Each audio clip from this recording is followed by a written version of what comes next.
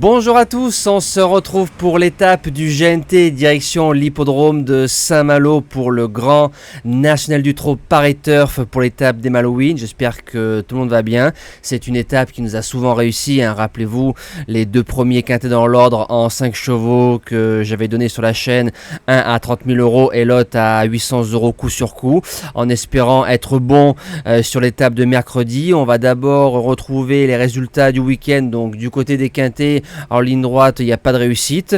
Maintenant, le course par course d'Anguin de samedi est très très bon. Vous avez les résultats qui s'affichent, le report qui passe. Par contre, on a la dernière minute Vercors dans le quintet qui gagne à 10 contre 1, 3 sur 4 avec les objectifs et le pic 5 qui passe. Dimanche, le course par course d'Anguin a été moins bon, mais on a le pic 5 du côté du trophée vert en 6 chevaux. Donc ça, c'est plutôt pas mal. Il a fait 527 euros. Il fallait trouver le numéro 9 à 96 contre 1 que j'ai réussi à trouver. Donc ça c'est bien. On est parti pour la sélection du quintet de Saint-Malo. Alors ils sont 8 en tête, 5 au 25 mètres et 1 au 50 mètres. Parcours de tenue, grande piste. Normalement tous les trotteurs peuvent s'exprimer. Alors en base gagnante, je démarre avec le numéro 11 In Excess Bleu. C'est un cheval qui a fait deuxième récemment du Grand Prix à Vichy groupe 2. Donc dans un lot un peu supérieur.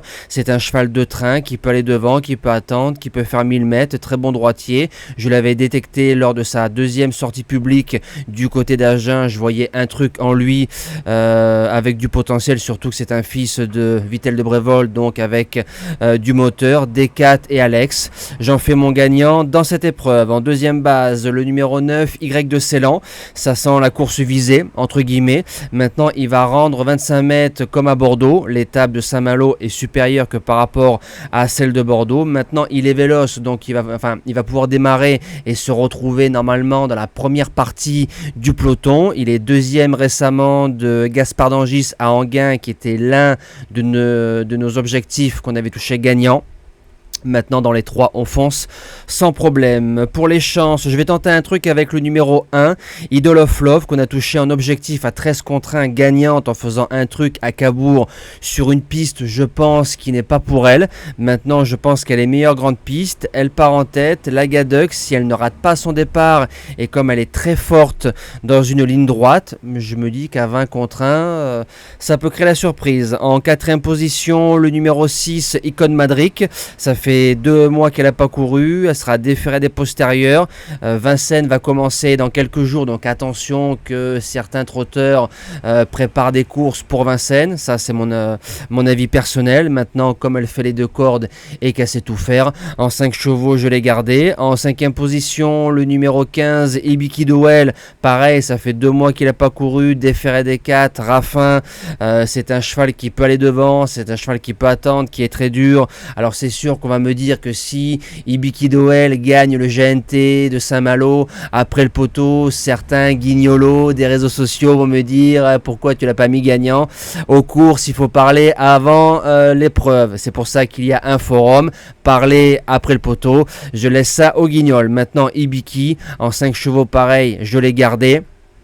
Pareil, Vincennes qui arrive.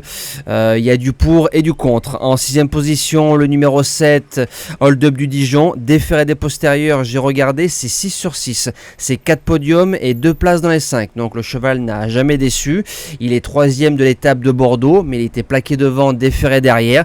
Mais comme c'est un cheval pour moi qui est meilleur grande piste, je l'ai gardé pour les places et je l'ai gardé devant le numéro 12 qui arrive, Gendréen, qui l'a devancé du côté de Bordeaux, mais il y avait Alex à la drive. Là il y aura Léo, je préfère Alex que Léo en termes de driver. Ça c'est mes préférences. Maintenant il a fait 2ème à Cannes. Ça fait plusieurs fois qu'on fait course avec Gendréen et j'ai l'impression que cette fois-ci on vient plus de derrière en sous-marin, travailler le moral pour pourquoi pas une future belle course à Paris-Vincennes. Et je termine, alors j'ai longuement hésité entre Eliosi et Fluo Mélois. J'ai gardé le 8 parce que je pense qu'il risque d'avoir une surprise à l'arrivée. C'est le plus riche du premier poteau. C'est un trotteur monté. Il a déjà fait l'arrivée de quintet à l'attelage et on a déjà vu dans des courses, que ce soit à Vincennes ou ailleurs ou dans des quintets, que des trotteurs montés, attelés, pouvaient faire quelque chose. Et comme il est déféré des 4, je me dis pourquoi pas, une course reste une course, rien n'est écrit à l'avance. Moi j'ai plus qu'à vous souhaiter une belle semaine, un bon GNT, en espérant avoir fait le meilleur des papiers pour vous. À demain et merci à tous.